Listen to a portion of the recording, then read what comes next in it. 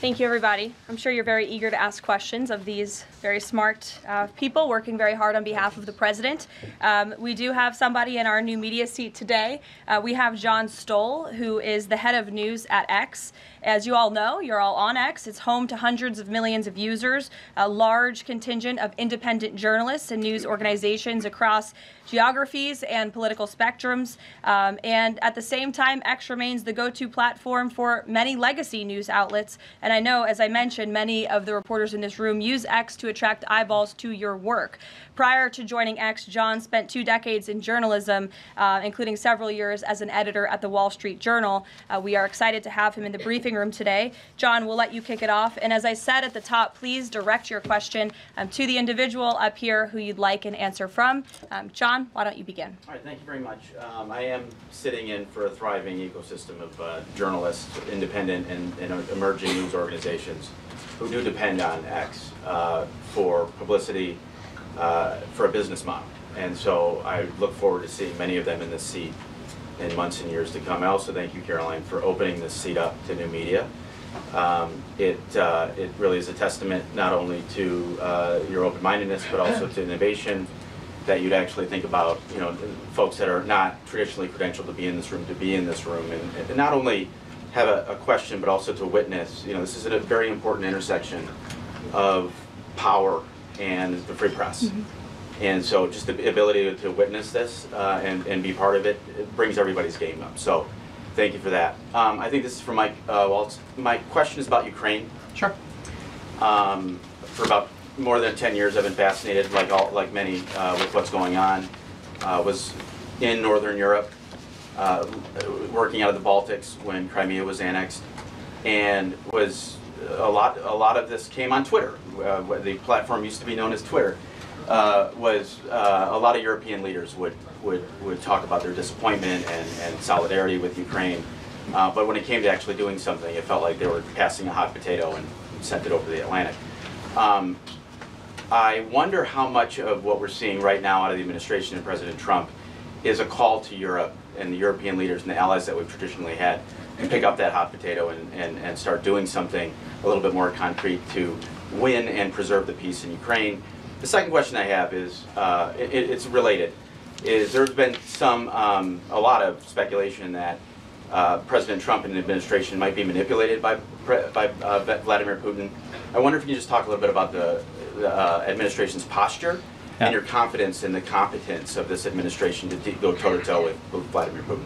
Well, I'll take the second question first. If there's anybody in this world that can go toe-to-toe with Putin, that could go toe-to-toe with Xi, that could go toe-to-toe with Kim Jong-un, and we could keep going down the list, it's Donald J. Trump. He is the deal maker in chief. There is no question that he is the commander in chief. And I, for one, and I think all Americans and around the world should have no doubt about his ability to not only handle Putin, but to handle the complexity of driving this war to an end. And then on your first piece on Europe, I'll take you back to 2014. You're right, there was a lot of hand-wringing in Europe and not a lot of action. There's also a lot of hand-wringing here in Washington under the Obama administration and not a lot of action. They literally threw blankets at the problem. And so I'll remind everyone that Putin had some type of conflict, invasion, or issue with their neighbor under President Bush with Georgia, under President Obama with Ukraine 2014, not under President Trump 45, and again with President Biden in 2022. The war should have been deterred. The war should have never happened, and I have no doubt it would not have happened under President Trump and will stop under President Trump again. But I just want to push back on this notion of our European allies not being consulted as we've entered into this process. I already mentioned the immediate phone call President Trump made to President Zelensky. He has talked to President Macron of France repeatedly last week. President Macron convened European leaders and then is coming here on Monday. Prime Minister Starmer is coming next Thursday. I've talked to every one of my national security advisor counterparts across the spectrum in Europe. I've talked to Secretary General Rutte, the leader of NATO, the Secretary General of NATO. We have repeatedly, oh, by the way, we had half our cabinet 7 cabinet officials, including the vice president, at the Munich Security Conference, all engaging, all listening, and all making sure our allies are heard. However, we've also made it clear for years, decades even, that it is unacceptable that the United States and the United States taxpayer continues to bear the burden, not only of the cost of the war in Ukraine, but of the defense of Europe. We fully support our NATO allies. We fully support the Article 5 commitment, but it's time for our European allies to step up. And one of the things that Secretary General Rutte said on our call was, this last couple of weeks have been a real wake-up call. And I asked him, what have you been missing the last couple of years? The fact that we are going to enter into a NATO summit this June with a third of our NATO allies still not meeting the 2% minimum, a commitment they made a decade ago, literally a decade ago, with a war on their doorstep, the largest war that they're all extremely concerned about, but yet it's, well, somebody else needs to pay. We've got other domestic priorities. It's unacceptable. President Trump's made that clear. And the minimum needs to be met. We need to be at 100% in this June at the NATO summit. And then let's talk about exceeding it, which is what President Trump has been talking about with 5% of GDP. Europe needs to step up for their own defense as a partner, and we can be friends and allies and have those tough conversations. Great. Peter. Thank you, Caroline. I have a Ukraine one and a Doge one. Who can talk Doge? Stephen, go ahead. Stephen, I could do Doge then. All of us. Doge then. Well, so Stephen, we're hearing about these Doge dividend checks that would be 20% back to taxpayers, 20% to pay down the debt, 60% is left. Who gets that? Well, the way that it works is when you achieve savings, you can either return it to taxpayers, you can return it to our debtors, or it can be cycled into next year's budget, and then it just lowers the overall baseline for next year. So in other words, you can just transfer it into the next fiscal window and then lower the overall spending level. And that means that you can achieve a permanent savings that way, and that reduces the deficit. And when is it that people might see those checks? Well, this is all going to be worked on through the reconciliation process with Congress that's going underway right now. As you've seen, the Senate's moving a bill, the House is moving a bill. The President has great confidence in both chambers to deliver on his priorities. I would just take this opportunity to note that President Trump has made a historic commitment to the working class of this country to fight for major tax relief and major price relief. And cutting spending, as Doge is doing, and cutting taxes is the key to delivering on both of those promises, and President Trump is resolutely committed to doing both. Thank you. And on Ukraine, I guess this is for Mike. Sure. After the President's post on Truth Social yesterday, need to know, who does he think is more responsible for the Russian invasion of Ukraine, Putin or Zelensky? Well, look, his goal, Peter, is to bring this war to an end, period. And there has been ongoing fighting on both sides. It is World War I style trench warfare. His frustration with President Zelensky is that you've heard is multifold. One, there needs to be a deep appreciation for what the American people, what the American taxpayer, what President Trump did in his first term, and what we've done since. So some of the rhetoric coming out of Kyiv, frankly, and insults to President Trump were unacceptable, number one. Number two, our own Secretary of Treasury personally made the trip to offer the Ukrainians what can only be described as a historic opportunity. That is for America to co-invest with Ukraine in their minerals, in their resources, to truly grow the pie. So case in point, there's a foundry that processes aluminum in Ukraine. It's been damaged. It's not at its current capacity. If that is restored, it would account for America's entire imports of aluminum for an entire year. That one foundry. There are tremendous resources there.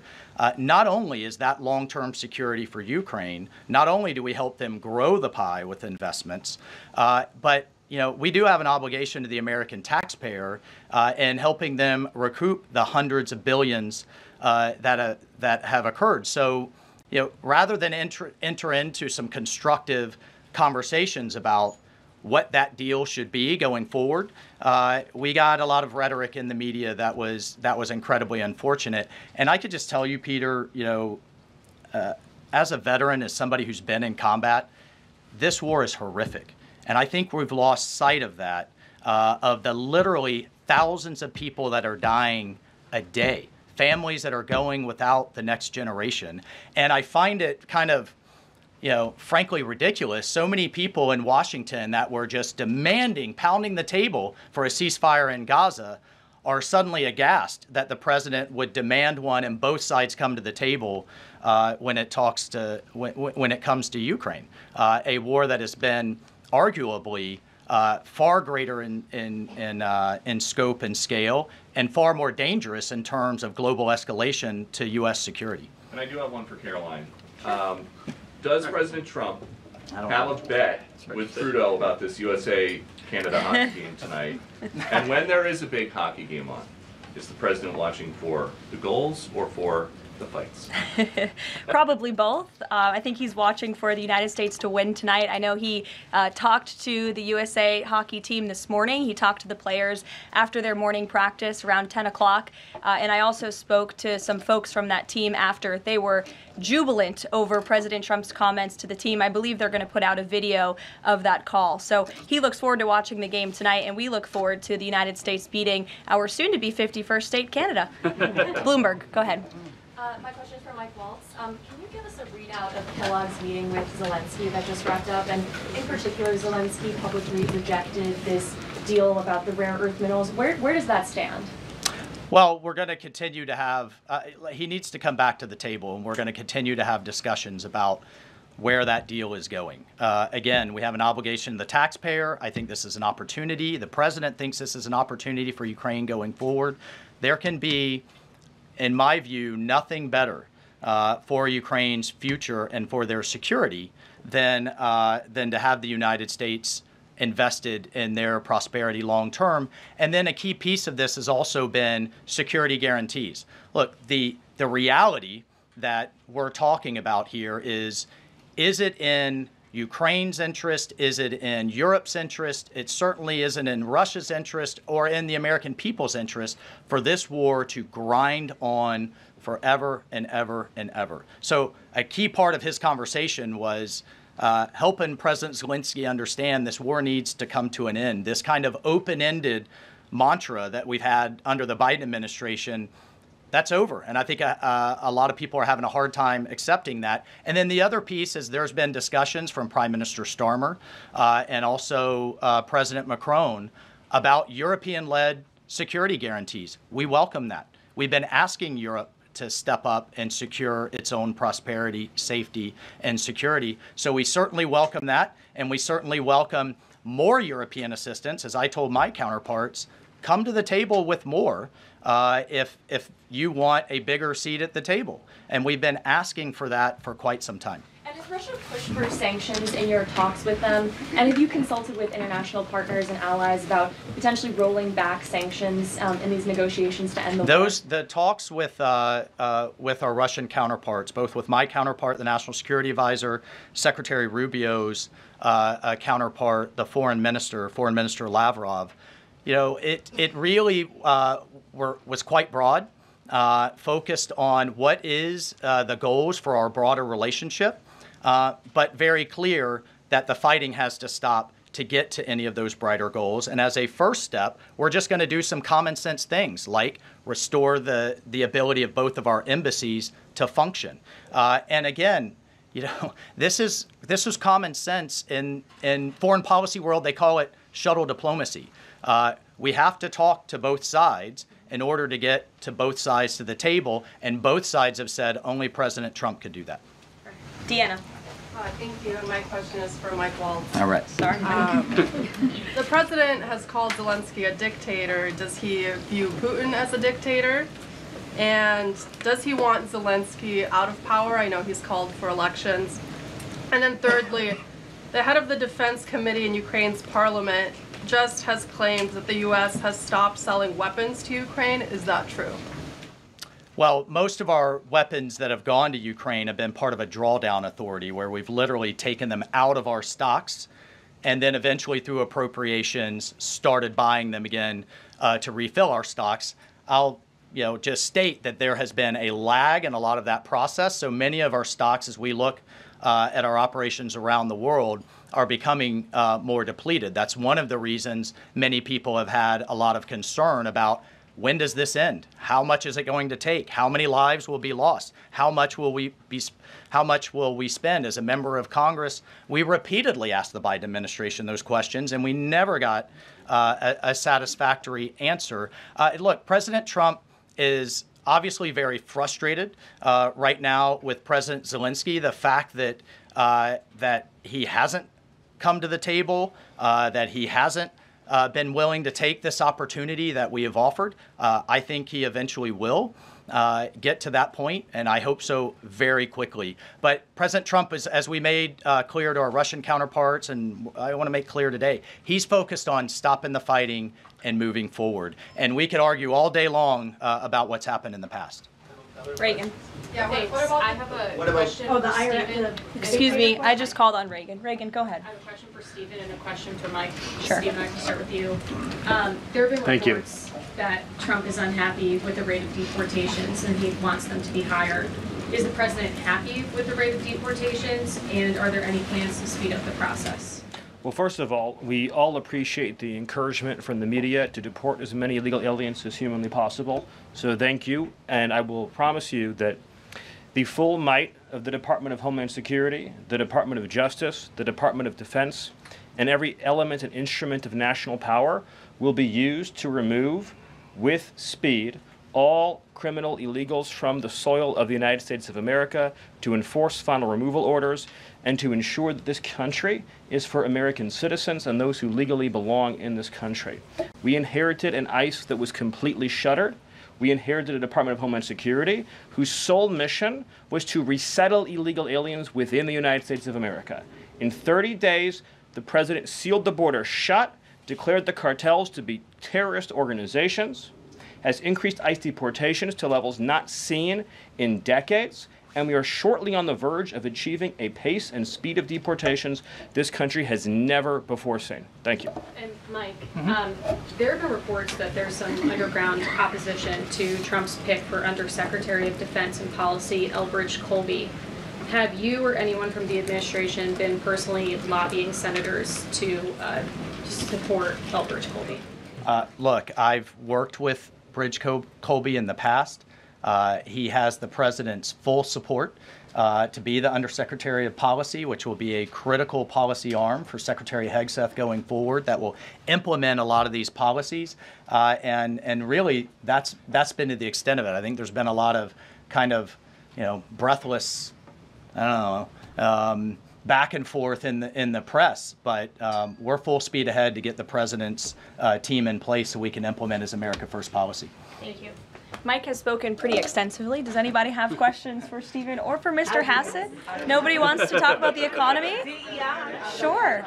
IRS? Okay, go ahead. This would be for either one of you. So we've reported, several other outlets have reported that about 3,500 people are due to be lose their jobs at the IRS by the end of the week. Mm-hmm. If the goal of these spending cuts across the federal government has been to reduce the debt, why impose some of the deepest cuts we've seen so far at the agency responsible for raising revenue for the federal government? Well, I think our objective is to make sure that the employees that we pay are being productive and effective. And there are many, more than 100,000 people working to collect taxes, and not all of them are fully occupied. And the Treasury Secretary is studying the matter and feels like 3,500 is a small number, and probably can get bigger, especially as we improve the IT at the IRS. And so I think that it's absolutely something that is on the table for good reasons. And the point is that don't just talk about the IRS, talk about all of government.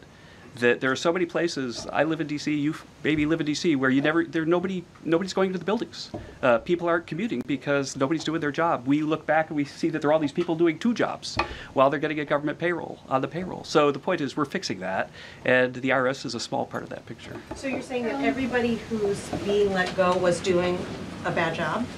I'm saying that we're studying every agency and deciding who to let go and why. And we're doing so very rationally with a lot of support from analysis. Because we're being told by a lot of people who have been let go at other agencies that they were told they were being dismissed because of poor performance, when in some cases they haven't even had a performance review yet because they've only been on the job a couple of months. Yeah, I've never seen a person who was laid off for poor performance say that they were performing poorly. Okay. Karoline? Good point. Sure, Caitlin. I have a question. I'll start with you, Kevin Hassett. Thank you for being here. And then I've got a question for Mr. Waltz. On these potential checks that you might send out from Doge, is there a concern as you're thinking through this that they could be inflationary? Oh, absolutely not, because imagine if we don't spend government money and we give it back to people, then if they spend it all, then you're even. But they're probably going to save a lot of it, in which case you're reducing inflation. Okay, so and also, when the government spends a lot, that's what creates inflation. We learned that from Joe Biden. And so if we reduce government spending, then that's reduces inflation. And if you give people money, then they're going to save a bunch of it. And when they save it, then that also reduces demand and reduces inflation. Okay, so you're not worried about it. And No, I'm Mr. not. Waltz, to follow up on Peter's question, you wrote in an op-ed in the fall of 2023 that, quote, Putin is to blame, certainly like Al-Qaeda was to blame for 9/11. Do you still feel that way now, or do you share the president's assessment as he says Ukraine is to blame for the start of this war? Well, it shouldn't surprise you that I share the president's assessment on all kinds of issues. What I wrote as a member of Congress was as a former member of Congress. Look, what I share the president's assessment on is that the war has to end. And what comes with that? What comes with that should be, at some point, elections. What comes with that should be peace. What comes with that is prosperity that we've just offered in this natural resources and economic partnership arrangement, an end to the killing, and European security and security for the world. The president's not only determined to do that in Europe, he's determined to do it in the Middle East. And just a few months ago, we had an administration that had tried for 15 months. Week after week, sitting with you here and couldn't get us to a ceasefire, couldn't get our hostages out. Now we're at that point. We're back to maximum pressure on Iran, and we have just begun, and we will drive towards a ceasefire and all of those other steps. I'm not going to pre-negotiate or get ahead of the sequencing of all of that. It's a very delicate situation, but this is a president of peace, and who here would argue against peace? Okay, so you do share that assessment. And can I follow up? In 2017, go ahead, then Jordan. President Trump. Go ahead, Can I just follow Jordan. up really You quick? just had two questions, May I- Caitlin. Jordan, can I go ahead. Mr. I have an important Hassett. follow-up. Jordan, from go my ahead. So, Go ahead. Mr. Hassett, you were speaking about tariff revenue, and you also addressed a question about the IRS. President Trump has spoken about replacing income tax with tariff revenue, especially with all this waste, fraud, and abuse that we're seeing cut. Is that a possibility? Absolutely. And in fact, if you think about the China tariff revenue that we're estimating is coming in from the 10% that we just added, plus the de minimis thing, that it's between $500 billion and $1 trillion over 10 years is our estimate. And that's something that is outside of the reductions that markets are seeing through the negotiations up on the Hill. And so we expect that the tariff revenue is actually going to make it much easier for Republicans to pass a bill, and that was the president's plan all along. And then I have a question for Stephen Miller about Doge. So you spoke about Doge. You said roughly $50 billion is set to be cut in a year of waste, fraud, and abuse by unelected bureaucrats. We're hearing this ironic narrative from the president's critics and the left-wing media that Elon Musk is an unelected bureaucrat and he's doing all this terrible stuff. Isn't one of Doge's objectives to get rid of the federal bureaucracy, the deep state? And also, who was running the White House when Joe Biden was in office? Because I don't know a single person who believes it was Joe Biden. Yes, you're tempting me to say some very harsh things about some of our media friends. Yes, it is true that many of the people in this room for 4 years failed to cover the fact that Joe Biden was mentally incompetent and was not running the country. It is also true that many people in this room who have used this talking point that Elon is not elected fail to understand how government works. So I'm glad for the opportunity for a brief civics lesson. A president is elected by the whole American people. He's the only official in the entire government that is elected by the entire nation, right? Judges are appointed, members of Congress are elected at the district or state level, just one man. And the Constitution, Article 2, has a clause known as the vesting clause, and it says the executive power shall be vested in a president, singular. The whole will of democracy is imbued into the elected president. That president then appoints staff to then impose that democratic will onto the government. The threat to democracy, indeed the existential threat to democracy, is the unelected bureaucracy of lifetime tenured civil servants who believe they answer to no one, who believe they can do whatever they want without consequence, who believe they can set their own agenda no matter what Americans vote for. So Americans vote for radical FBI reform, and FBI agents say they don't want to change. Or Americans vote for radical reform on our energy policies, but EPA bureaucrats say they don't want to change. Or Americans vote to end DEI, racist DEI policies, and lawyers at the Department of Justice say they don't want to change. What President Trump is doing is he is removing federal bureaucrats who are defying democracy by failing to implement his lawful orders, which are the will of the whole American people. Thank you. Thank you very much, everybody. I'm looking at the clock. We've almost had an hour of time. I know a couple of these individuals have a meeting to get to at 2 p.m. So you're welcome to follow up with my team for further questions. We're going to let these guys get back to running the United States government. And we will see you all later. President Trump will be speaking at 3 o'clock at the Black History Month reception. So thank you. It's good to see you. We'll see you in a bit. Thanks. Are you going to the Black History Month reception, Mr. Miller? Stephen, on the fraud, should we expect indictments or the indictments coming for the fraud we found? I'd love to follow up with you. Just at a time with Caroline. Okay, thank you.